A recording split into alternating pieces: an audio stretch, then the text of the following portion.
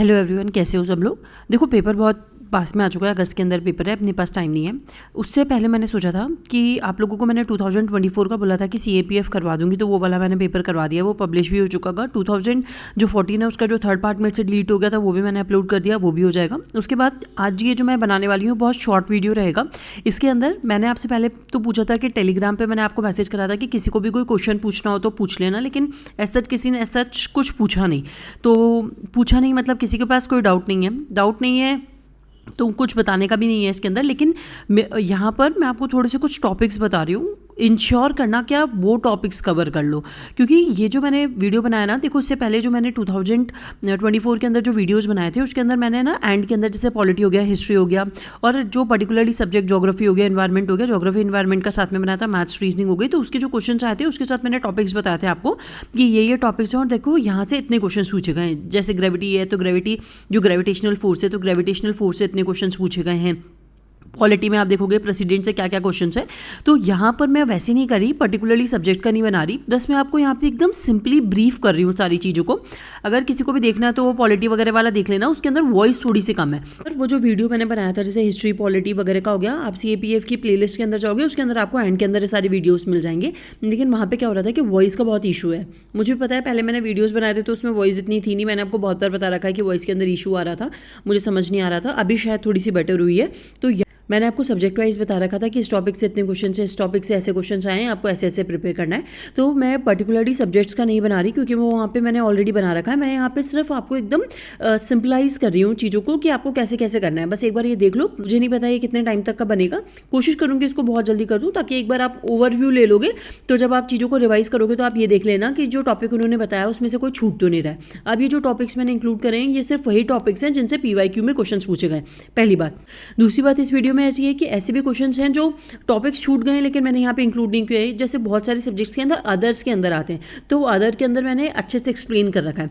अगर आपने 2014 से 2024 तक के सारे पेपर्स कर रखे हैं, उनको अच्छे से देख रखा है, एनालाइज कर रखा है, तो आपको ये सारे टॉपिक्स देखने की जरूरत ही नहीं पड़ेगी, क्योंकि आपको खुद को ऑलरेडी पता होगा कि हमें ये टॉपिक यहाँ से ये क्वेश्चन पूछा गया। तो यहाँ पर जस्ट मैं आपको ब्रीफ कर रही हूँ जल्दी से कि कौन कौन से टॉपिक्स हैं, आपको मस्टली प्रिपेयर करने ही करने हैं। आपको बहुत कुछ पढ़ना है, बहुत कुछ अच्छे से प्रिपेयर करना है, लेकिन ये टॉपिक्स मत छोड़ना। अब देखो ये वाली बात मैं बहुत इंपॉर्टेंट तरीके से आपको समझा रही हूँ, बस इस चीज़ को समझ लो।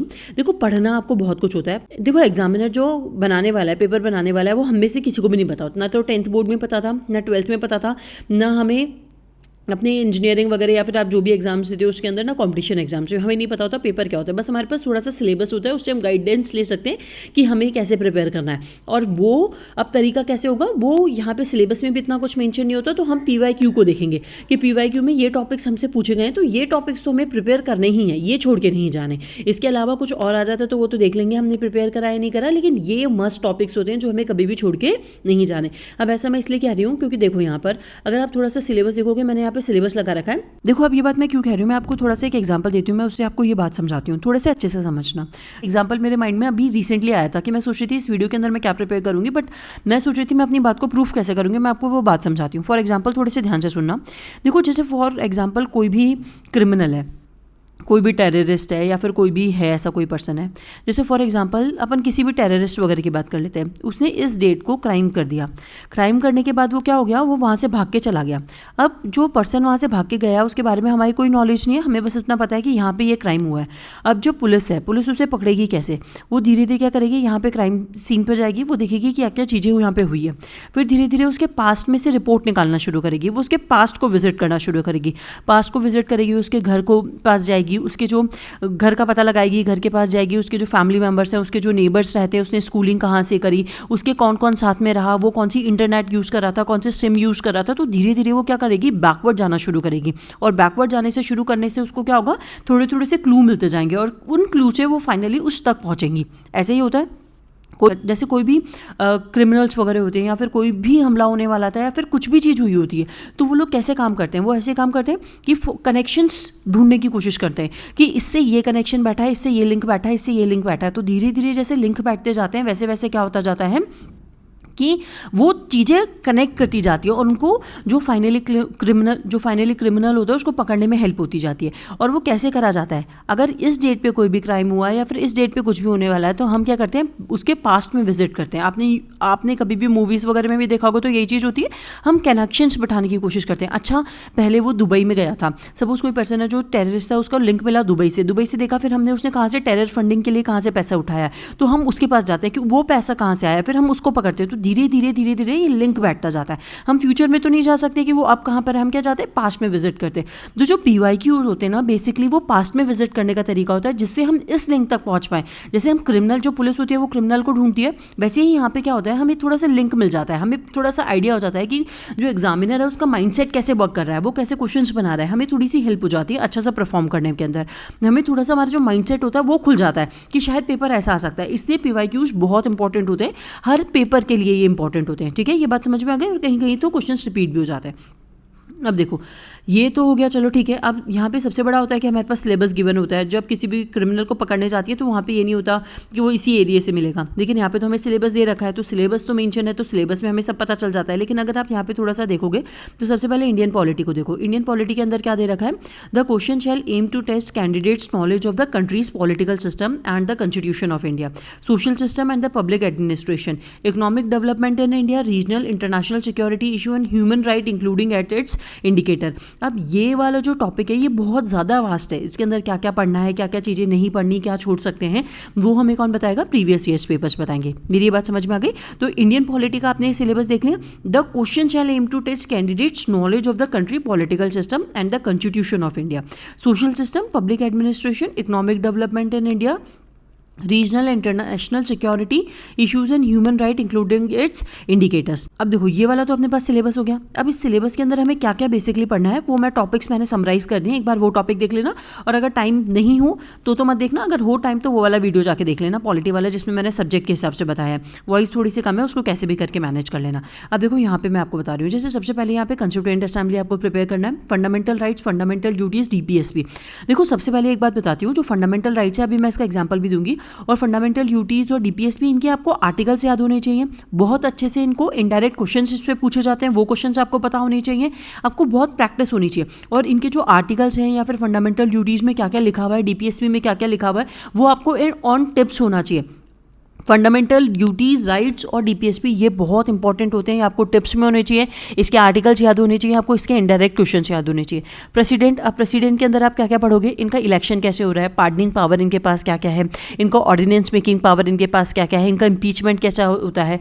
ठीक है, तो ये सारी चीज़ें आपको पढ़नी है कि इनका रिमूवल कैसे होता है। फिर प्रेसिडेंशियल फॉर्म ऑफ गवर्नमेंट क्या होती है, पार्लियामेंट्री फॉर्म ऑफ गवर्नमेंट क्या होती है। पार्लियामेंट में आप पढ़ोगे लोकसभा के बारे में पूरी चीज़ें, आप राज्यसभा के बारे में पूरी चीज़ें पढ़ोगे कि इसमें इलेक्शन कैसे होता है, इसके मेंबर्स कितने होते हैं, इनका ड्यूरेशन कितना होता है। लोकसभा में भी सेम चीज़, इसको हेड कौन करता है, जैसे स्पीकर, और लोकसभा का स्पीकर और डिप्टी स्पीकर हो गया। तो स्पीकर होने के लिए क्या क्या क्वालिफिकेशन चाहिए, डिप्टी स्पीकर होने के लिए क्या क्या क्वालिफिकेशन चाहिए, इनको कैसे हम रिमूव कर सकते हैं, इनको कैसे हम अपॉइंट कर सकते हैं, इनके पास क्या क्या पावर्स होते हैं, इनकी क्या क्या ड्यूरेशंस होती हैं, या फिर ये इनका कैसे इंपीचमेंट या फिर इसको कैसे रिमूवल करा जा सकता है, इनके पास कौन सा वोटिंग पावर होता है। ठीक है, ये सारी आप लोकसभा राज्यसभा के अंदर पढ़ोगे। दूसरी बात, उसके बाद पार्लियामेंट के अंदर बहुत सारी चीज़ें होती है, जैसे मोशन होता है, कट मोशन होता है, कुछ ग्रांट्स होते हैं।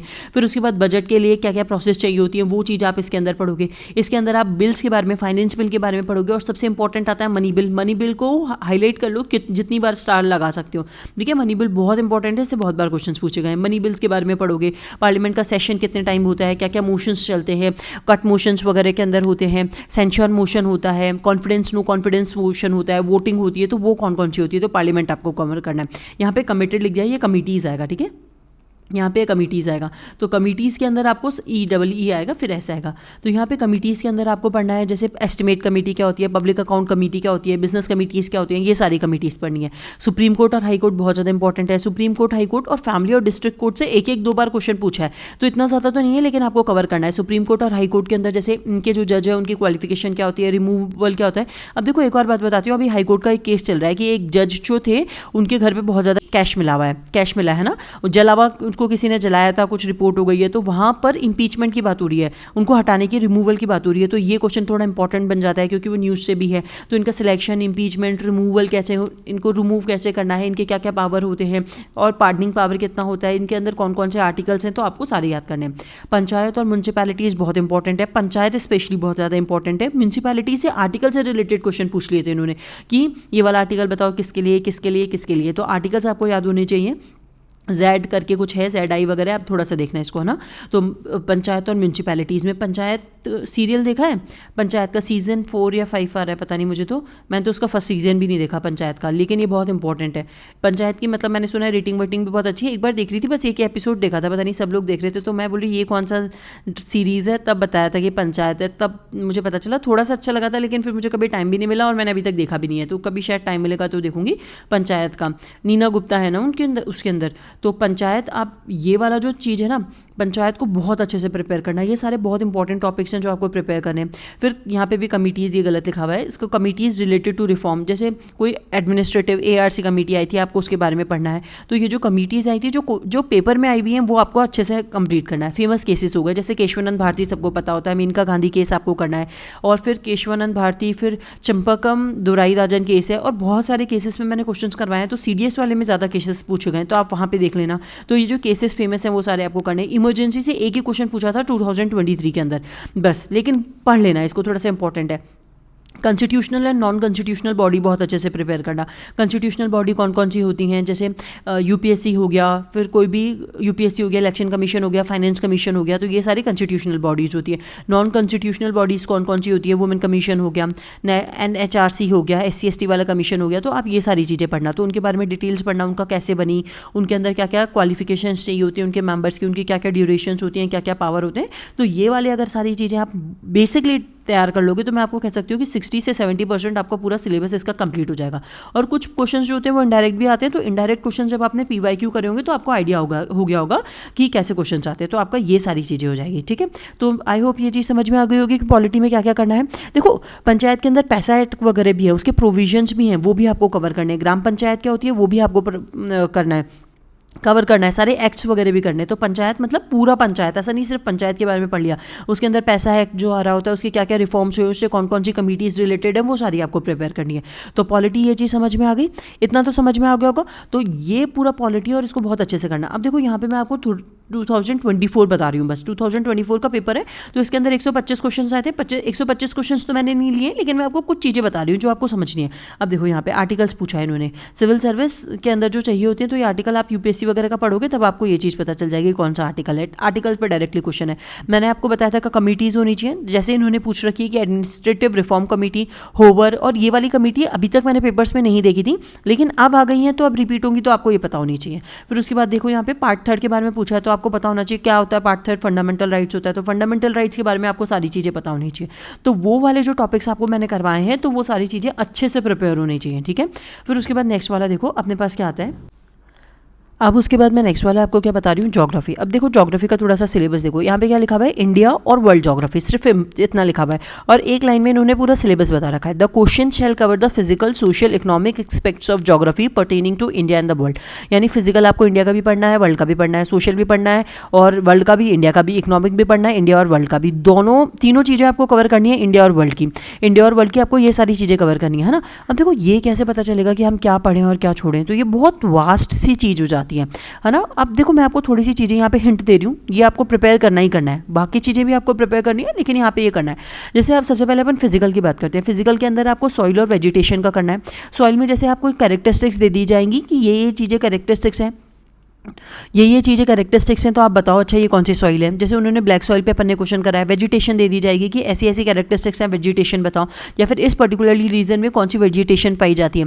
फिर क्लासिफिकेशन ऑफ द फॉरेस्ट और देयर एग्जाम्पल्स, और लैंडफॉर्म्स के भी बहुत सारे एग्जाम्पल्स होते हैं, मीएंडर्स वगैरह का बनते हैं, तो ये रिवर वगैरह के पैटर्न से अगर आप पढ़ोगे तब आपको ये चीज़ें हो जाएगी। तो फिजिकल के अंदर सॉइल, वेजिटेशन, देखो इनकी सारी प्रॉपर्टीज़ भी करनी है और कैरेक्टरिस्टिक्स भी करनी है, इनके क्लासिफिकेशंस भी आपको करने हैं। तो यहाँ पे क्लासिफिकेशन ऑफ द फॉरेस्ट, उनके एग्जाम्पल, लैंडफॉर्म, सॉइल्स और vegetation. World map based on mountain, islands और कंट्रीज। जो वर्ल्ड मैप होगा वो किस पे बेस्ड होगा? माउंटेन्स पे, आइलैंड्स पे और कंट्रीज पे। तो यहाँ पे जो वर्ल्ड मैप है, अब देखो वर्ल्ड मैप के अंदर आप कैसे करोगे, सारे तो आप करोगे नहीं क्योंकि इतने ज़्यादा पूछे भी नहीं, लेकिन जो करंट में ना एटलीस्ट वो कर लेना। और जो जो ऐसे फेमस है, जैसे एंडीज़ हो गया, रॉकीज़ हो गया, हिमालय सबको पता होगा, एंडीज़ रॉकीज़ हो गया, और कोई डेजर्ट हो गया जैसे पेटागोनिया डेजर्ट हो गया, यहाँ पर जैसे ऑस्ट्रेलिया की एंडी और मरे रिवर सिस्टम हो गया। तो ये जो बहुत फेमस सिस्टम है ना, वो आप थोड़ा सा पढ़ लेना और ज़्यादा मत पढ़ना। आइलैंड कंट्रीज़ जो जिसके अंदर करंट में रह रही है, जैसे कोई प्रेसिडेंट ने विजिट करा, अपने पीएम ने विजिट करा, या फिर वहाँ का किसी ऑनर मिला, या फिर कोई मीटिंग हुई उस कंट्री में जाके, उसके जो डिप्लोमेट्स हैं वो आए, या फिर वहाँ पे कोई वॉर हो गया, या फिर वो चीज़ कॉन्फ्लिक्ट में आ गई, न्यूज़ में आ गई, तो वो सारी चीज़ प्रिपेयर करना। इंडिया के मैप में आप स्टेट की लोकेशन याद करोगे। एक क्वेश्चन पूछा था कि तेलंगाना के बाउंड्रिंग स्टेट्स में से कौन सा है। हमसे ये पूछ लिया गया था कि जैसे वर्ल्ड में अपन से पूछा था कि ऐसा कौन सा है जो एशिया के अंदर है, लैंडलॉक कंट्री है। तो ये सारे मैप्स पे बेस्ड होते हैं। नेशनल पार्क्स की आपको लोकेशन पता होनी चाहिए, सेंचुरी की पता होनी चाहिए। नेशनल पार्क में उन्होंने ऐसे नॉर्थ से साउथ में अरेंज करना, ईस्ट से वेस्ट में अरेंज करना, ये आपसे पूछ सकते हैं। सेंचुरीज, वाइल्ड लाइफ सेंचुरीज होती है और नेशनल पार्क को। मिनरल्स में आपको रॉक स्ट्रक्चर पे क्वेश्चन होगा। इंडियन फिजियोग्राफी के अंदर ये सारी चीज़ें बेसिकली कवर हो जाएंगी। फिर अर्थ का स्ट्रक्चर में क्रस्ट, मैंटल, कोर पे इतना डीप में क्वेश्चन मैंने अभी तक तो नहीं देखा, लेकिन एक बार थोड़ा सा पढ़ लेना for the safe zone. Solar system में उन्होंने पूछे हैं कि टेरेस्ट्रियल प्लैनेट क्या होते हैं, इनर प्लैनेट्स क्या होते हैं, एस्ट्रॉइड बेल्ट क्या होता है। फिर उन्होंने कीपर वगैरह का भी क्वेश्चंस पूछ रखा है यहाँ पर। ओट क्लाउड क्या होते हैं, सीडीएस के अंदर ये क्वेश्चंस है, तो ये सारे क्वेश्चंस कर लेना। रोटेशन एंड रेवोल्यूशन बहुत इंपॉर्टेंट है, इससे रिलेटेड बहुत क्वेश्चंस है क्योंकि टाइड्स वगैरह यहाँ से होती है, डे और नाइट का फिनोमेना यहाँ से आता है। एक सीजन्स जो होते हैं वो इससे होते हैं। फिर यहाँ पे इन्होंने जो इक्विनॉक्स होता है, समर और विंटर, उससे क्वेश्चंस पूछ रखे हैं। तो रोटेशन एंड रेवोल्यूशन बहुत इंपॉर्टेंट है। रिवर सिस्टम के अंदर कैचमेंट क्या हो गया, उनके ट्रिब्यूटरीज, जो रिवर है उनकी ट्रिब्यूटरीज कौन कौन सी हैं, ये रिवर्स का ओरिजिन कहाँ से होता है, ये कौन कौन से स्टेट से निकलती हैं। बेसिकली ज़्यादा नहीं, लेकिन फिर भी आपको पता होना चाहिए। फिर वैसे रिवर सिस्टम से दो क्वेश्चन मैंने मेनली देखे। एक तो ट्रिब्यूटरी के बारे में पूछते हैं कि ये किसकी ट्रिब्यूटरी और इसका ओरिजिन कहाँ से है, तो ये सारी चीज़ें थोड़ा देखना है ना। लेकिन कुछ क्वेश्चन जैसे वर्ल्ड की जो रिवर्स होती है उनके बारे में मैंने ये क्वेश्चन देखा था कि वो कौन से में गिरती हैं, कौन से ओशियन में जाके गिरती है, तो ये भी देख लेना अगर आप वर्ल्ड की कोई रिवर प्रिपेयर कर रहे हो। तो पोर्ट्स जो न्यूज़ के अंदर रहे हो, पोर्ट्स में पूछ लिया जाता है। इंडिया के जो पोर्ट्स हैं एटलीस्ट वो प्रिपेयर कर लेना। क्लाइमेट बहुत इंपॉर्टेंट है। क्लाइमेट के अंदर ही प्रेशर बेल्ट आ जाएगा अगर आप थोड़ा सा डीप में पढ़ोगे तो। डोलड्रम वगैरह से क्वेश्चन था 2014 के अंदर। तो यहाँ पर जो क्लाइमेट है ना, क्लाइमेट बहुत डीप में है, आपको पढ़ना है। इसके अंदर प्लानिटरी इवेंट्स पढ़नी है आपको, यहाँ पे ओशियन करंट्स पढ़ने हैं, यहाँ पर सीजन्स पढ़ने हैं आपको, मानसून पढ़ना है आपको, बहुत सारी चीज़ें पढ़नी है। तो क्लाइमेट बहुत इंपॉर्टेंट है। टाइड्स के बारे में, स्प्रिंग टाइड, डीप टाइड क्या होती है ये पढ़ना है। प्रेशर बेल्ट जो है आप क्लाइमेट के अंदर पढ़ लोगे। हार्डली सेल क्या होता है, फेरल सेल क्या होता है, ये सब आप पढ़ लोगे प्रेशर बेल्ट के अंदर। ओशियन करंट्स और प्लानिटरी इवेंट्स आप पढ़ लोगे। तो ये कुरोशियो करंट कहाँ से बहती है, गल्फ स्ट्रीम कहाँ से बहती है, ब्राज़ीलियन करंट कहाँ से बहती है, वार्म करंट कौन सी है, इनमें से कोल्ड करंट कौन सी है, आपको ये प्रिपेयर करना है। ऑर्गेनाइजेशन बेस्ड क्वेश्चंस भी आते हैं, जैसे ऑर्गेनाइजेशन हो गया, वेदर हो गया, पॉपुलेशन हो गया, डेमोग्राफिक चेंजेस हो गए। तो ये सारी चीज़ें भी आपको प्रिपेयर करनी है ना। जैसे ऑर्गेनाइजेशंस के अंदर तो कोई भी न्यूज़ के अंदर रहता है तो ज्योग्राफी से रिलेटेड होता है, तो आपको याद करना है, ठीक है। ये वैसे इन्वायरमेंट में होता है और करंट में हो जाते हैं ऑर्गेनाइजेशंस वगैरह, लेकिन वेदर और डेमोग्राफिक से रिलेटेड भी कुछ क्वेश्चंस देखे हैं जो एक्स्ट्रा में है, लेकिन आप एक बार प्रिपेयर कर लेना। टाइम जोन से रिलेटेड क्वेश्चन है और इससे रिलेटेड न्यूमेरिकल्स भी हैं, तो थोड़े से आप न्यूमेरिकल्स भी देखना और इससे थोड़े से क्वेश्चंस भी देखना। तो टाइम जोन में अगर आप यहाँ पे खड़े हुए हो तो आप इतना यहाँ पे इतने डिग्री चले गए तो टाइम में क्या होगा, क्या टाइम हो जाएगा, या फिर यहाँ पे कौन सी डेट होगी। तो ये सारे क्वेश्चंस जो होते हैं वो टाइम जोन से रिलेटेड होते हैं, तो ये आप अच्छे से करना। तो ये ज्योग्राफी हो गया अपना, ज्योग्राफी बता दिया। अब देखो 2024 में किससे रिलेटेड अपन से क्वेश्चन पूछे गए थे। अब देखो यहाँ पे सोलर सिस्टम से रिलेटेड क्वेश्चन है। सोलर सिस्टम मैंने यहाँ पे लिखा हुआ नहीं है क्या, ये देखो सोलर सिस्टम मैंने यहाँ पे लिखा हुआ है। सोलर सिस्टम से रिलेटेड क्वेश्चन है कि L2 और L3, ये थोड़ा अलग क्वेश्चन है, मैंने अभी पहली बार ही देखा है, लेकिन ये पूछा है, थोड़ा सा हार्ड क्वेश्चन था। यहाँ पे विंटर सॉलिसिटस के बारे में मैंने रोटेशन रेवोल्यूशन के बारे में आपको बताया है। फिर यहाँ पे अर्थ रोटेट करती है 15 डिग्री ईच आवर, तो रोटेशन के बारे में क्वेश्चन है, ये पूछ रखा है। ओशन करंट के बारे में देखो यहाँ पे क्वेश्चन पूछ रखा है कि ये कौन कौन सी करंट है। फिर टाइप्स ऑफ विंड मैंने आपको बोला है कि प्लानिटरी विंड्स होती हैं, वो आपको प्रिपेयर करना है। फिर यहाँ पे जो टाइम जोन है उसके बारे में क्वेश्चन पूछ रखा है। तो अगर आप ये वाले टॉपिक्स प्रिपेयर कर लोगे तो ये तो मतलब आप मेरे हिसाब से आप 70% पेपर आप आराम से कर लोगे, क्योंकि वहीं से क्वेश्चन उठ के आते हैं। सिलेबस के अंदर मेन सारी चीज़ें वही होती है, लेकिन ऊपर से प्रिपेयर नहीं करना, बहुत अच्छे से प्रिपेयर करना है, ठीक है। उसके बाद नेक्स्ट वाला यहाँ पे देखो सॉइल के बारे में कैरेक्टरिस्टिक्स पूछ रखी है। ये सारे जो क्वेश्चंस मैं आपको यहाँ पे करा रही हूँ ये सिर्फ 2024 के हैं जो पेपर के अंदर आए थे, क्योंकि 2023 तक मैं ऑलरेडी करा चुकी हूँ, तो उसको रिपीट करने का तो कोई सेंस बनता नहीं है। तो यहाँ पे बस देख लो और मेरी बात सुन लो। तो यहाँ पे देखो ब्लैक सॉइल है, ब्लैक सॉइल के बारे में पूछा हुआ है। South coast of Australia map से रिलेटेड है। यहाँ पे अरेबियन पेनिनसुला का कौन पार्ट नहीं है, एक बार बार CSE के क्वेश्चन में पूछा था आइबेरियन पेंसुला का कौन सा पार्ट नहीं है, या फिर आइबेरियन पेंसुला कहाँ पर है। तो ये सारी चीज़ें हैं आपको प्रिपेयर करनी है। तो ज्योग्राफी थोड़ा बहुत समझ में आ गया होगा कैसे क्वेश्चन करते हैं इससे। उसके बाद नेक्स्ट वाला देखो अपन क्या करते हैं। अब अपन नेक्स्ट सेक्शन पर आते हैं, ठीक है। अब यहाँ पे देखो जनरल साइंस, इंडियन पॉलिटी, लेकिन यहाँ पे कहीं पे इन्वायरमेंट तो है ही नहीं, लेकिन इन्वायरमेंट से भी क्वेश्चन पूछे गए हैं। बेसिकली वो ज्योग्राफी की फील्ड के अंदर पूछ लिए जाते हैं या फिर करंट के अंदर, लेकिन इन्वायरमेंट से भी क्वेश्चन आते हैं। जैसे कि अब देखो पहले तो टॉपिक देख लो, फिर मैं आपको क्वेश्चन भी बताऊंगी। इन्वायरमेंट के अंदर वाइल्ड लाइफ सेंचुरीज और नेशनल पार्क हो गए जो ज्योग्राफी में कवर हो जाते हैं। मैप के अंदर इनकी लोकेशंस होती है वो हो जाते हैं। रामसर साइट्स होते हैं। ट्रॉपिकल रेन फॉरेस्ट इन्होंने एग्जाम्पल, मैंने यहाँ पे लिख दिया एग्जाम्पल क्योंकि ट्रॉपिकल रेन फॉरेस्ट पे एक क्वेश्चन था। न्यूट्रिएंट्स कौन कौन से चाहिए होते हैं प्लांट्स के अंदर, मैक्रो और माइक्रो पे एक क्वेश्चन था तो इन्होंने पूछ लिया। ये बायो में कवर कर सकते हो आप, इसलिए इन्होंने एक्स्ट्रा में नहीं दिया है। लेकिन जो PYQ होते हैं वो करने से यही फायदा होता है कि हमें पता चलता है बेसिकली ये पूछ कहाँ से रहे हैं, क्या पूछ रहे हैं। NGT नेशनल ग्रीन ट्रिब्यूनल बहुत इंपॉर्टेंट है, इससे मैंने बहुत बार क्वेश्चंस देखे हैं और अलग अलग पेपर्स के अंदर देखे हैं। फिर बायोडाइवर्सिटी हॉटस्पॉट क्या होता है, ओशन रिलेटेड जो टर्म्स होती हैं जैसे यूट्रोफिकेशन हो गया, एसिडिफिकेशन हो गया, वो क्या है, कोरल रीफ्स क्या है, सी की जो सैलिनिटी होती है उसका फिनोमिना क्या है, फिनोमिनाज हो गए जैसे ग्रीन हाउस गैस इफेक्ट हो गया, ग्रीन हाउस गैसेस क्या होती हैं, ओजोन लेयर्स क्या होती हैं, इनसे रिलेटेड जो डिजीज़ होती हैं वो कौन कौन सी होती है एनवायरमेंट से। फिर कन्वेंशंस और कॉन्फ्रेंसेस कौन कौन सी है, और फूड चेन्स कौन कौन सी है। तो यहाँ पे हम कन्वेंशंस और कॉन्फ्रेंसेस की बात करते हैं। तो कन्वेंशंस के अंदर आप देखोगे कॉन्फ्रेंस कौन कौन सी है वो चीज़ देख लोगे। और फूड चेन के अंदर एनर्जी से रिलेटेड उन्होंने क्वेश्चन पूछे थे, तो मैंने आपको थोड़ा बहुत समझाया था कि ग्रास से, हीरन से और लॉयन से। तो यहाँ पे कन्वेंशन और कॉन्फ्रेंस बहुत इंपॉर्टेंट है। अब 2024 में देख लो इन टॉपिक से जो क्वेश्चन आए हैं, जैसे कैंसर के ट्रीटमेंट के लिए हम किस चीज़ को यूज़ करते हैं, ग्रीन हाउस इफेक्ट क्या होता है उसके बारे में पूछ रखा है। फूड चेन के बारे में यहाँ पे पूछ रखा है क्या चीज़ होती है। बायोगैस होते हैं, बायोगैस के अंदर ये जो गैसेस होती है उनका क्या रेशियो है। यहाँ पे national climate change conference COP28 हुआ था, उसमें से इनके बारे में कौन सी चीज़ करेक्ट नहीं है। यहाँ पे क्लाइमेट की कॉन्फ्रेंस दे रखी है और यहाँ पे कंट्री दे रखी है। तो यहाँ पे जो क्लाइमेट है उसकी कॉन्फ्रेंस कहाँ कहाँ पे हुई थी और कौन सी कंट्री के अंदर हुई थी। तो ये इन्वायरमेंट है। स्पेसिफिकली सब्जेक्ट सिलेबस जो हमारा दे रखा है उसके अंदर ये चीज़ मेंशन नहीं है, ये वाला सब्जेक्ट, लेकिन ये हमसे पूछा गया है तो हमें प्रिपेयर भी करना होगा। और कौन कौन से टॉपिक्स प्रिपेयर करने हैं जो मैंने आपको बता दिया है। अब इसका सोर्स पूछोगे तो या तो किसी कोचिंग के नोट्स ले लो CAPF के लिए, या फिर मैं तो शंकर IAS से मैंने जो इन्वायरमेंट है वो पढ़ी थी, शंकर IAS पढ़ लो, तो उससे ये जो लिमिटेड टॉपिक्स हैं वो पढ़ लो, आपका हो जाएगा। उसका लेटेस्ट एडिशन ले लेना। अब उसके बाद नेक्स्ट वाला अपन देखते हैं। तो नेक्स्ट वाला जो अपने पास आएगा वो हिस्ट्री आएगा। अब देखो हिस्ट्री को थोड़ा सा समझो। हिस्ट्री को भी इन्होंने सिर्फ 2 लाइन में कवर कर रखा है और ज़्यादा कुछ नहीं कर रखा। History of India.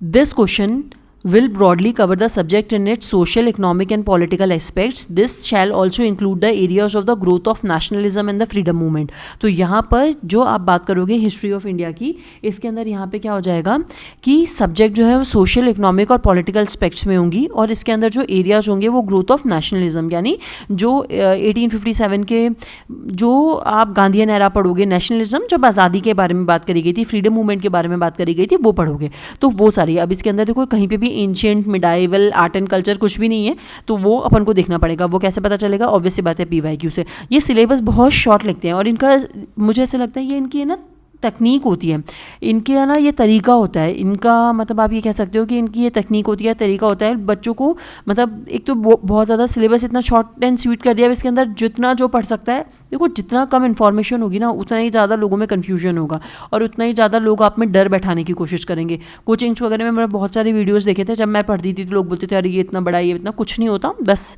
थोड़ा सा पढ़ाई करो, उस चीज़ को थोड़ी सी एंजॉय करो, जो होगा सो देखा जाएगा। अब यहाँ पे देखो हिस्ट्री के अंदर मैं आपको क्वेश्चंस बता रही हूँ। हिस्ट्री के अंदर थोड़ा सा ध्यान रखना, जो जो चीज़ें मैं आपको बता रही हूँ हिस्ट्री के अंदर, वैसे तो सारी चीज़ें ध्यान में रखनी है लेकिन इसको सुन लो।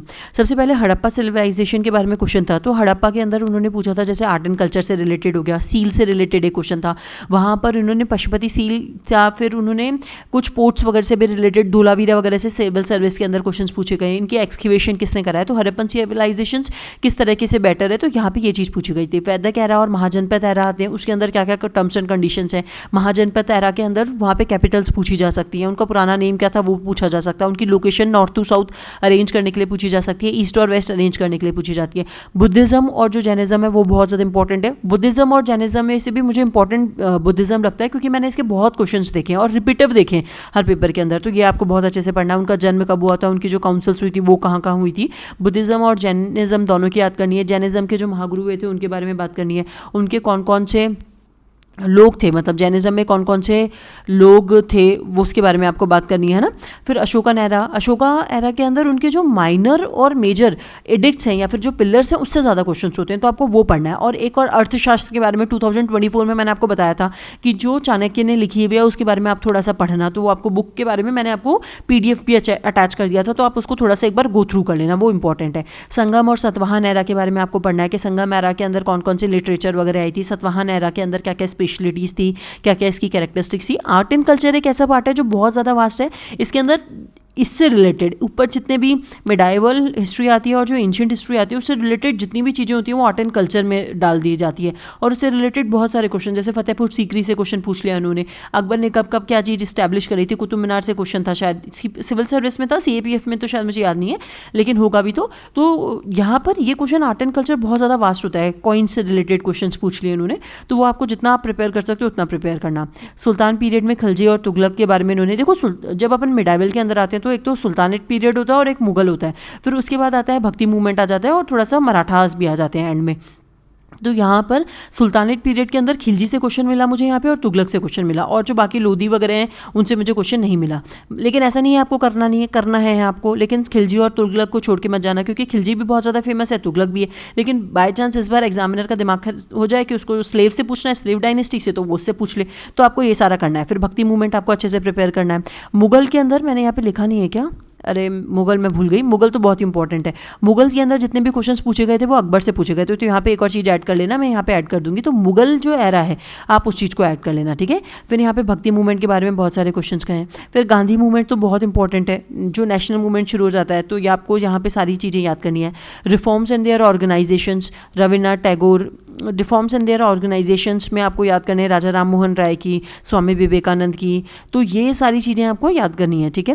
फिर वेरियस पर्सनालिटीज़ और उनके कंट्रीब्यूशंस याद करने हैं, जैसे ये पूरा ना जो मॉडर्न आपको प्रिपेयर करनी है स्पेक्ट्रम से कर लो, या फिर NCERT भी, देखो मैंने नहीं पढ़ी, सच बता रही हूँ हिस्ट्री की, तो मुझे इतना नहीं पता, लेकिन सब लोग बोलते हैं अच्छी है, लेकिन मैंने स्पेक्ट्रम पढ़ी है तो स्पेक्ट्रम से आप कर लो। वैसे हिस्ट्री के लिए मैंने बहुत सारी बुक्स पढ़ी हैं, लेकिन स्पेक्ट्रम से आप कर लो, ये सारी चीज़ें आपके लिए मिल जाएंगी, एक बार तो मिल जाएंगी। थोड़ा सा कुछ क्वेश्चंस देखो हिस्ट्री में बहुत डीप आते हैं, तो सारे क्वेश्चंस तो आप वैसे भी अटेम्प्ट नहीं कर सकते, चाहे मैंने तो हिस्ट्री बहुत पढ़ी है, लेकिन फिर भी मेरे से नहीं बनते वो क्वेश्चंस, पता नहीं कहाँ से पूछते हैं। तो ज़रूरी नहीं है जो इजी क्वेश्चंस आ रहे हैं, जो सबको बन रहे हैं, वो आपसे बस गलत नहीं होने चाहिए। रिवोल्यूशनरी एक्टिविटीज़ और जो मूवमेंट हुए थे, भगत सिंह के बारे में आपको पढ़ना है, काकोरी कांड आपको पढ़ना है, फिर यहाँ पर बहुत सारी चेरा चौरी जो कांड हुआ था, फिर क्विट इंडिया मूवमेंट हुआ था, ये सारी चीज़ें आपको पढ़नी है, ठीक है। वेरियस एक्ट्स पढ़ने, वेरियस एक्ट्स कहाँ से पढ़ोगे, पॉलिटी इन लक्ष्मीकांत के अंदर जो फर्स्ट है ना वो आप पढ़ लेना, गवर्नमेंट ऑफ इंडिया एक्ट 1935 के बारे में, फिर रेगुलेटिंग एक्ट के बारे में, पिट्स एक्ट के बारे में, तो ये वहाँ पर मिल जाएगा आपको। कांग्रेस का क्या क्या रोल था, तो वैसे ऑब्जेक्टिव होता है, लेकिन एक बार थोड़ा सा पढ़ लेना इसको। क्रिप्स मिशन जो आया था, साइमन कमीशंस जो आया था, अगस्त ऑफर क्या था,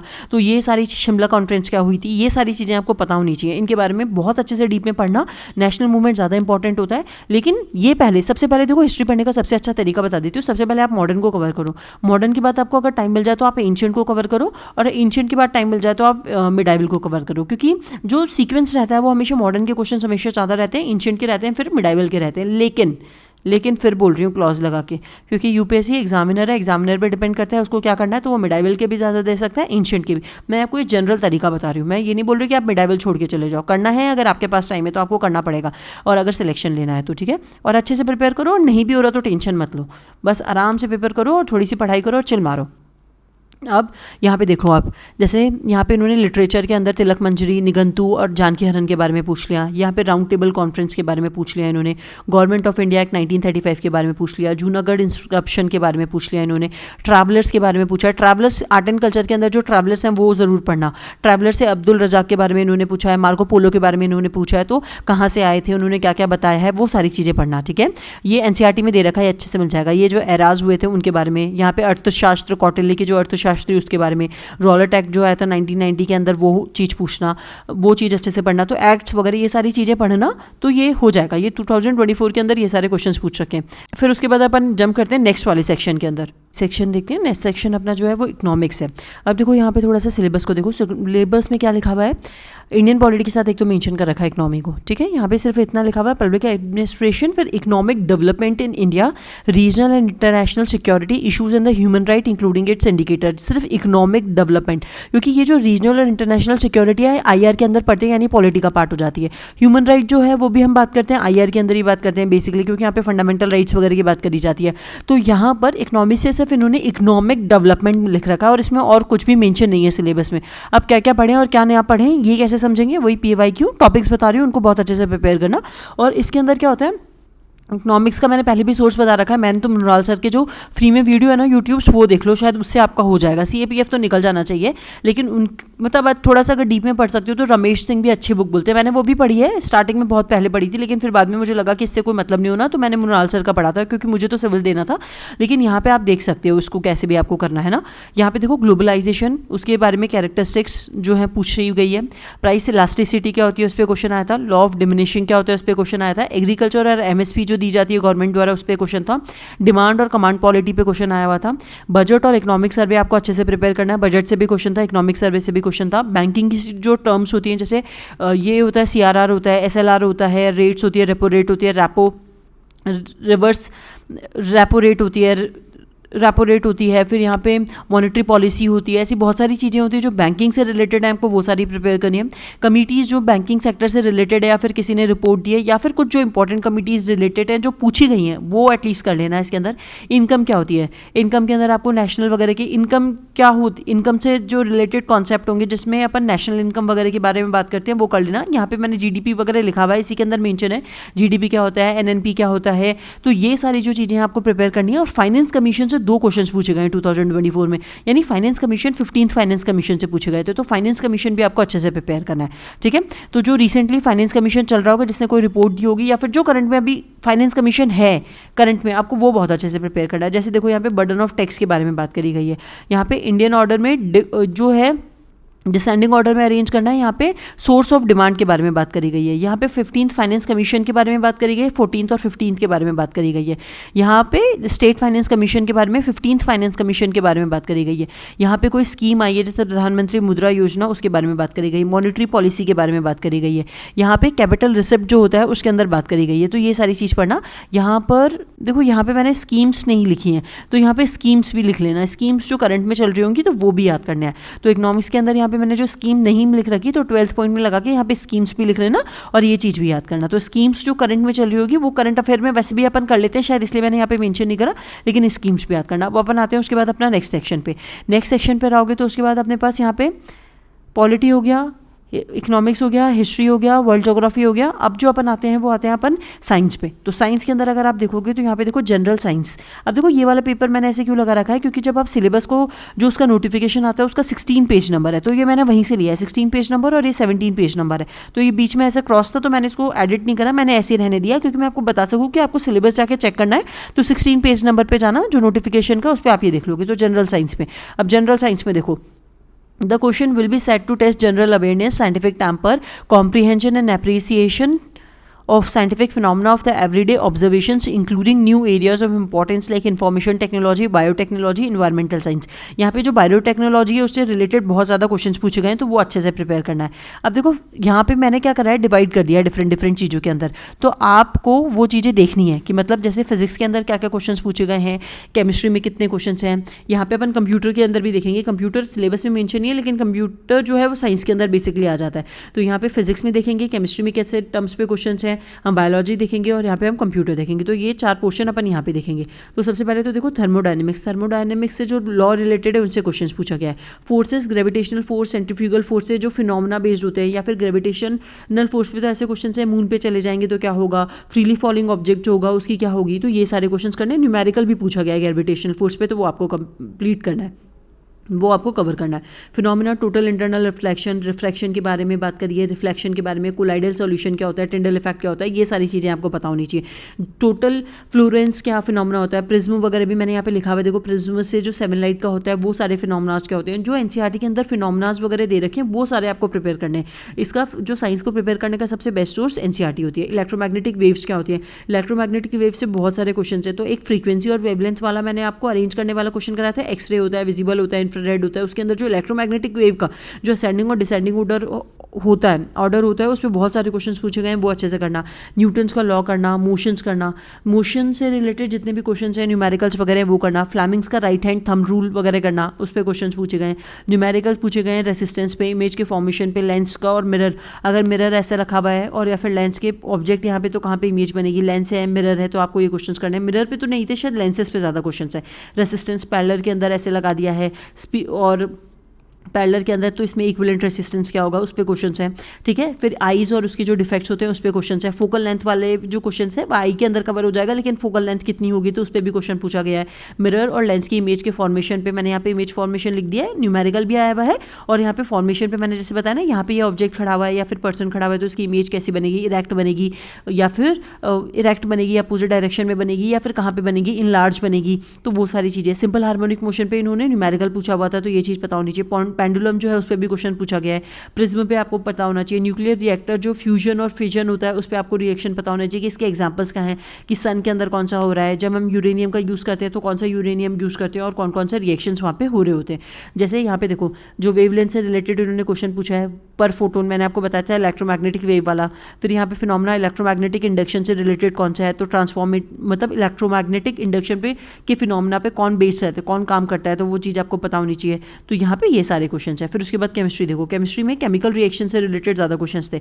ये रिएक्शन आपको दे रखा है कौन सा है, आपको ये बताना है, इसको बैलेंस करना है, रीजंस बताने कि अच्छा ये फिनोमेना होता है तो क्यों होता है। अलॉयज के बारे में बात करी गई, ये किससे अलॉय जो है ये किससे मिलकर बना है। पॉलीमर्स के बारे में बात करी गई, कंपाउंड और उनके मिक्सचर के बारे में बात करी गई है। एंडोथर्मिक और एक्सोथर्मिक रिएक्शंस के बारे में बात करी गई है। अब यहाँ पे देखो एंडोथर्मिक प्रोसेस जो होती है, जैसे एग्जाम्पल में यहाँ पे हमसे इसी 2024 में पूछा था कि इनमें से कौन सा एग्जाम्पल है एंडोथर्मिक का, फोटोसिंथेसिस का आंसर था, मैंने आपको करवाया है। फिर बायोलॉजी के अंदर देखो, बायो वैसे तो बहुत इंपॉर्टेंट होती है लेकिन यहाँ पे इन्होंने ज़्यादा क्वेश्चन कवर नहीं करे एज कम्पेयर टू सीडीएस में बहुत क्वेश्चन है, सिविल सर्विस में तो बहुत ही कम क्वेश्चंस आते हैं, लेकिन अगर आएंगे भी साइंस से तो मैंने देखा मेजॉरिटी बायो से ही होते हैं या एनवायरमेंट से ज़्यादा होते हैं। फिजिक्स वगैरह से तो बहुत कम क्वेश्चंस आते हैं केमिस्ट्री में, सिविल सर्विस में। यहाँ पे बायो से फोटोसिंथेसिस प्रोसेस में ह्यूमन बॉडी के जो फंक्शंस होते हैं वो पूछ लिया। फिर कार्टिलेज वगैरह के बारे में पढ़ लेना थोड़ा सा, हार्मोन्स क्या होते हैं, उनके क्या क्या वर्किंग होते हैं, ग्लैंड्स जो होती है, इंडोक्राइन ग्लैंड्स वगैरह जो होती है, एक्सो होती है, उनकी पोजीशन क्या होती है, उनका क्या फंक्शंस होता है, पैनक्रिया का क्या फंक्शंस है, लार्जेस्ट बॉडी के अंदर कौन सा स्ट्रक्चर है, स्मॉलेस्ट कौन सा स्ट्रक्चर है, उसका क्या फंक्शन है, ये पढ़ लेना। प्लांट और एनिमल सेल पे बहुत सारे क्वेश्चन हैं, वो अपन ने करें कि प्लांट सेल वॉल किसके अंदर होती है, सेल वॉल किससे बनी हुई होती है, प्लांट सेल के अंदर न्यूक्लियस कैसा होता है, ये सारे जो कंपैरिजन में क्वेश्चंस होते हैं वो कर लेना। कनेक्टिंग टिश्यूज प्लांट के अंदर भी क्वेश्चन पूछा गया है। ब्लड ग्रुप थोड़ा सा इंपॉर्टेंट है, ब्लड ग्रुप पे मैंने शायद यहाँ पे क्वेश्चंस नहीं लेकर इससे पूछा जाता है कौन डोनर हो सकता है कौन नहीं हो सकता है, इस पर एंटीजीन कौन सी होती है, एंटीबॉडी कौन सी होती है।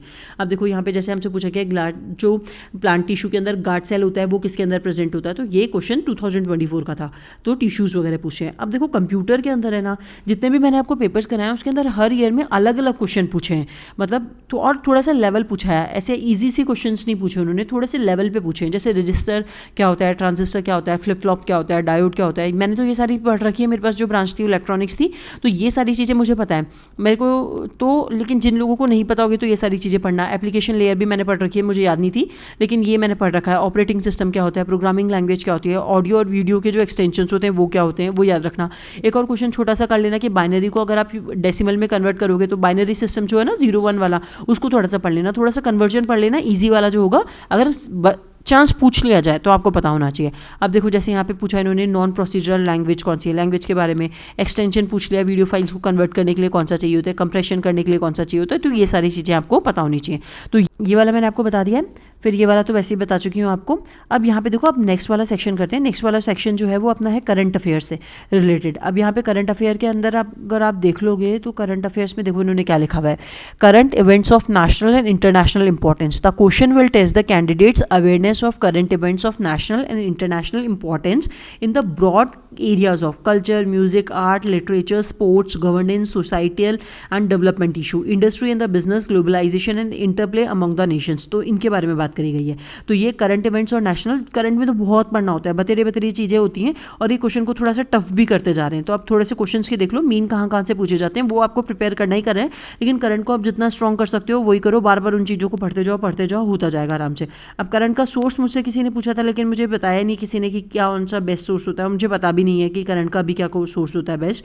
या यहाँ पर करंट अफेयर्स के अंदर देख लो, अवार्ड होते हैं, कंट्री जो होती है वो न्यूज़ के अंदर है, कौन कौन से अवार्ड्स। अब देखो अवार्ड्स के अंदर जनपद हो गया, कोई फिल्म फेयर मिला, कोई ऑस्कर मिला, या फिर कोई लिटरेचर के अंदर अवार्ड मिला, वो आपको पता होना चाहिए। कंट्री इन द न्यूज़ मैंने आपको पहले भी बताया, country in the news president गए, पीएम गए, क्या उनको हाईएस्ट ऑनर दिया गया, तो वो चीज़ आपको पता होनी चाहिए। कोई भी रिपोर्ट आई हो तो उससे रिलेटेड न्यूज़ आपको पता होनी चाहिए। डिफेंस में कौन सी टेक्नोलॉजी हमने यूज़ करी, और डिफेंस अभी शायद इंपॉर्टेंट है, इससे रिलेटेड थोड़े से ज़्यादा क्वेश्चन हो सकते हैं। ऑपरेशन सिंदूर के कारण कौन कौन सी नई टेक्नोलॉजी इंट्रोड्यूस करी, हमने किससे एक्सचेंज करा, क्या चीज़ है। सोर्स कोड के बारे में भी पूछा जा सकता है, सोर्स कोड क्या होता है डिफेंस के अंदर। साइंस और टेक्नोलॉजी, न्यू इनोवेशंस जो हुए हैं वो आपको पता होने चाहिए। यहाँ पे सैटेलाइट्स वगैरह जो भेजी गई किस कंट्री ने, यहाँ पे सैटेलाइट्स वगैरह जो भेजी गई है किस कंट्री ने, कौन सी सैटेलाइट को भेजा है स्पेस के अंदर, कौन कौन सी हैं, कौन सी कंट्री ने कौन सी सैटेलाइट को टेस्टिंग करा है, या फिर कौन से रॉकेट मिसाइल को टेस्ट करा है, वो भी आपको पता होना चाहिए। कौन से फेस्टिवल्स हो रहे हैं, कौन से स्टेट के अंदर हो रहे हैं, जैसे हॉर्नबिल हुआ था नागालैंड के अंदर, वैसे मिजोरम वगैरह के अंदर, लद्दाख के अंदर कौन सा फेस्टिवल हो रहा है आपको पता होना चाहिए। टर्म्स जो न्यूज़ में रही हैं,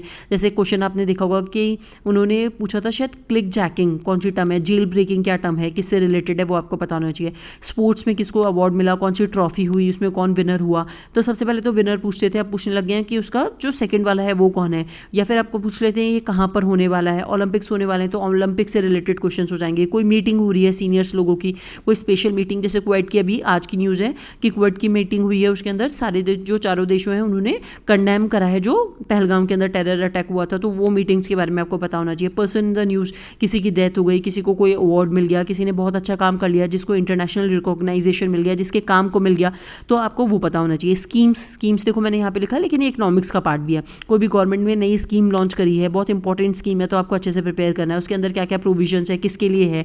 बुक्स कोई लॉन्च करी गई हो किसके द्वारा, बुक्स में किसी को कोई प्राइज़ मिला हो इंटरनेशनल लेवल पे या नेशनल लेवल पर, किसके द्वारा लिखी गई है, या फिर ऐसी बुक्स के बारे में जो मतलब न्यूज़ के अंदर आई हो किसी ना किसी तरह से, बहुत फेमस हो और वो न्यूज़ के अंदर आ गई हो, तो आपको पता होना चाहिए। अदर्स में आपको इंपॉर्टेंट डेज पूछ सकते हैं, थीम्स पूछ सकते हैं एक्सेट्रा, यानी कि जैसे पूछ सकते हैं कि फार्मर डे कब मनाया जाता है, हिंदी लिटरेचर डे कब मनाया जाता है। तो अगर जो करंट के अंदर रहेंगे डेज वगैरह वो आपको पता करने होते हैं, पता होने चाहिए। तो ये सारा अपना करंट अफेयर्स का है। फिर जैसे यहाँ पे क्वेश्चन देख लो, इन्होंने स्पोर्ट्स में विंटर ओलंपिक के बारे में पूछा। यहाँ पे कंट्रीज़ में जैसे G7 ऑर्गेनाइजेशन है, यहाँ पे ब्रिस्क है, तो इनकी कौन कौन सी कंट्रीज़ है उसके बारे में पूछा। ये 43 एशियन समिट कहाँ पे हुई थी ये पूछा। फॉरेन ट्रेड पॉलिसी जो आई थी उसके बारे में, वो किससे रिलेटेड है। वाइब्रेंट विलेज प्रोग्राम जो हुआ था गवर्नमेंट ऑफ इंडिया द्वारा, वो किससे रिलेटेड है। यहाँ पे बेस्ट एक्टर एमी अवार्ड के अंदर किसको दिया गया उसके बारे में पूछा है। नोबेल पीस प्राइज जो है वो किसको दिया गया उसके बारे में पूछा है। यहाँ पे सिटी ऑफ म्यूजिक किसको डिक्लेयर करा गया है वो चीज़ पूछी गई है। तो ये जो सारे क्वेश्चन हैं वो सारे किससे रिलेटेड है हमसे, ये वाले क्वेश्चन हैं जो करंट में रहे होंगे, ठीक है। उसके बाद नेक्स्ट वाला, और पता होगा वैसे जो लोग प्रिपेयर कर रहे हैं उन लोगों को पता होगा, मुझे पता नहीं है, मैंने आपको बताया था, या तो न्यूज़पेपर या फिर कोई भी देख लो किसी भी कोचिंग का अच्छा सा करंट अफेयर्स के कोई भी मैगजीन वगैरह उठा लो, काम हो जाएगा। अब उसके बाद आज अपना लास्ट सेशन बचा हुआ है। लास्ट सेशन है अपने पास यहाँ पर जनरल मेंटल एबिलिटी, यानी मैथ्स और लॉजिकल रीजनिंग या फिर रीजनिंग सिंपली कह लो। तो जो general mental ability, the question will be design to test the logical reasoning, quantitative aptitude including numerical ability and data interpretation. तो इसके बारे में बात करी गई जनरल मेंटल एबिलिटी के बारे में। अब यहाँ पे देखो, सबसे पहले मैं देखो यहाँ पे ना आपको ज़्यादा चीज़ें नहीं बता रही मैथ्स के अंदर, क्योंकि रीजनिंग से पहले बहुत सारे क्वेश्चन आते थे, लेकिन अब 24 में तो मुझे पेपर में दिखे नहीं, क्योंकि रीजनिंग ऑलमोस्ट ईजी होती है। अगर कुछ क्वेश्चन पूछा जाएगा तो पेपर हार्ड बनाना होगा तो हार्ड क्वेश्चन पूछा जाएगा। लेकिन यहाँ पे देख लो, जैसे प्रॉफिट एंड लॉस आपको प्रिपेयर करना है, परसेंटेज हो गया, वेन डायग्राम से जो क्वेश्चन हैं, पाइप ऑफ सिस्टम्स होते हैं, वर्क बेस्ड प्रॉब्लम्स होती है कि इसने इतने दिन में काम करा, इसने इतने दिन में ये काम करा, इसने इतने दिन में काम करा, लेकिन ये इतने दिनों बाद छोड़ के चला गया, तो बताओ कितना काम बचाओ या फिर कितना और करना है। DI पे बेस्ड क्वेश्चन होते हैं, स्पीड और डिस्टेंस पे बेस्ड क्वेश्चन होती है, परम्यूटेशन एंड कॉम्बिनेशन आपको करना है, प्रोबेबिलिटी करना है, एवरेज है, पार्टनरशिप है, नंबर सिस्टम है, एलजेब्रा है, रेशियो प्रपोर्शन है। तो ये जो सारे हैं वो किसके हैं, मैथ्स के टॉपिक हैं। यहाँ पे ब्लड रिलेशन हो गया रीजनिंग में, मिरर और वाटर इमेज हो गया, काउंटिंग फिगर्स हो गया, पजल्स जो होते हैं वो ईजी टू मॉडरेट हैं, ज़्यादा हार्ड नहीं पूछे थे, अल्फाबेटिकल ऑर्डर हो गया, सिलॉग्स हो गया। तो यहाँ पे ये सारी दे रखी है, सारी चीज़ें दे रखी हैं आपको। तो ये हो गया अपना मैथ्स और रीजनिंग। अब देख लो यहाँ पे 2024 के अंदर प्रॉफिट एंड लॉस पे क्वेश्चन पूछा गया है, वर्क डन कितना होगा उस पर क्वेश्चन पूछा गया है, ये स्पीड और डिस्टेंस पे है, प्लेटफॉर्म वाला क्वेश्चन है।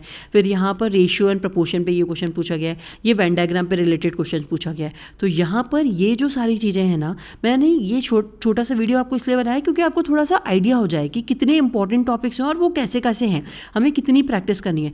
एक ये वाला जो वीडियो मैं अपलोड कर दूंगी, अभी जल्दी अपलोड करूंगी, अप्रॉक्सीमेटली आपको ज़्यादा दिन 20-25 दिन आपको मिल जाएंगे या फिर उससे ज़्यादा ही मिल जाएंगे। इस वीडियो को जब मैं अपलोड करूंगी, जब ये कंप्लीट हो जाएगा, तो कोशिश करना जितने ज़्यादा एमसीक्यू लगा सको। अब लास्ट जो एडवाइस मैं आप लोगों को देना चाहती हूँ, पेपर आने वाला है, तो ये वीडियो जब मैं अपलोड करूँगी तो 20-25 दिन आपके पास शायद बचेंगे, उससे ज़्यादा ही बचेंगे। लेकिन यहाँ पर जो मैं आपको इंपॉर्टेंट बात बताने वाली हूँ, सबसे पहली बात तो ये जो मैंने सिर्फ टॉपिक कराया, आप सोचो ये टॉपिक हम अच्छे से कर ले तो हमारा सिलेक्शन हो जाएगा, नहीं, आपको सारा पढ़ना पड़ेगा। लेकिन ये टॉपिक्स आपको छोड़ के नहीं जाने, ये डिस्क्लेमर लगा रही हूँ मैं, पहली बात।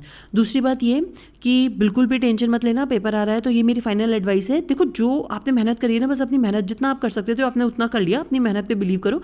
और जो कमी रह जाती है कि शायद हमने ये नहीं पढ़ा या फिर हमने टीवी देख लिया, रील्स देख लिया, जो भी देख लिया, तो इस बार जो हो गया सो हो गया, नेक्स्ट बार वो चीज़ गलती नहीं रिपीट होगी। सिर्फ इतना, हमारे जो फेलियर्स होते हैं वो चीज़ हमें सिर्फ, अगर आपने, हमारे जो फेलियर्स होते हैं ना वो बस हमें इतना ही सिखाते हैं कि जो हमने गलती कर दी वो रिपीट नहीं होनी चाहिए। अगर आपने अपने फेलियर से लर्न नहीं कराना तो फिर आपको वो बहुत बड़ा कॉस्ट करता है। तो इसलिए ध्यान रखना, क्योंकि अपने एक्सपीरियंस से आपको ये बात कह रही हूँ कि फेलियर्स सिर्फ इतना है, उससे ज़्यादा कोई मैटर ही नहीं करता। फेलियर्स हो गया, जो होना था 1 मार्क्स रह गया, 0.25 रह गया, ठीक है, छोड़ो इन सब चीज़ों को। बस अगर आप इस चीज़ को अपने पे बर्डन ले लोगे ना कि यही चीज़, तो फिर आपको वो बहुत ज़्यादा हिंडर करेगी। एक तो आपको मेंटल पीस को वो बहुत डिस्टर्ब करेगी। इससे बस एंजॉय करो अपनी पढ़ाई को, जितना कर सकते हो, जितना अपना पढ़ सकते हो उतना पढ़ो, पहली बात। दूसरी बात, जैसे ही पेपर से बाहर निकलते हो तो ज़्यादा डिस्कस मत करो। मैं कभी भी नहीं करती थी, बस वगैरह में दूसरी सिटी में पेपर देने जाती थी, लोग ये इसका आंसर ये होगा, इसका आंसर वो होगा, ठीक है, जो भी होगा देखा जाएगा। डिस्कस वगैरह मत करना, थोड़ा सा चिल मारना आराम से। और थोड़ा सा अगर घूमना चाहते हो तो कहीं घूमने चले जाना, कहीं किसी से मिल लेना, और वापस से आगे थोड़ा सा एनालाइज करना कि हाँ हो जाएगा या नहीं होगा। टेंशन मत लेना, अगर हो गया तो बहुत बढ़िया है, नहीं होगा तो भी कोई प्रॉब्लम नहीं है। मैंने देखा था इसकी जो सीट्स होती हैं, देखो एक और चीज़ बताती हूँ, देखो जो विनर्स होते हैं ना या फिर जो सेलेक्टर्स होते हैं ना, वो कैसे सोचते हैं। मैं ना इसका नोटिफिकेशन जब सिलेबस के लिए देख रही थी तो मैंने सिलेबस में देखा था इसकी शायद 325 सीट्स है टोटल, CRPF वगैरह के अंदर मिला के असिस्टेंट कमांडेंट की 300 है, मतलब 300 प्लस कुछ सीट्स हैं, उससे ज़्यादा नहीं है। तो पिछली बार से थोड़ी सी कम है, मैं ये सोच रही थी। फिर मुझे ना एक बात ध्यान में आई, मेरे नेबर में एक लड़की रहती है, उसका सिलेक्शन हुआ है जज के अंदर, ठीक है, वो डिस्ट्रिक्ट जज बन गई है। तो हम ऐसे कुछ डिस्कस कर रहे थे, तो मैंने उसको, मतलब मैं भी बोल रही थी कि इतनी कम सीट्स हो गई हैं इस बार, तो शी वाज लाइक, उसने मुझे ये बात कही थी कि सीट्स कितनी भी हों इस बात से कोई फ़र्क नहीं पड़ता। और ये बात मुझे अब जाके समझ में आई, ये सीट से क्या, हमें तो सिर्फ एक ही सीट चाहिए ना। तो उसने मुझे बस इतना बोला था, सीट कितनी भी हो उससे फ़र्क नहीं पड़ता, बस अपने को अपना ध्यान रखना होता है। और वो बात उसने एकदम सही कही थी। तो इस बात को समझो कि सीट्स कितनी भी हैं तुम्हें कोई फ़र्क नहीं, 300 हो, 400 हो, 200 हो, 200 में तुम्हारे लिए सिर्फ एक ही सीट चाहिए। तो तुम 200 पे तो नहीं रैंक लेकर आओगे ना, सिर्फ एक ही सीट चाहिए।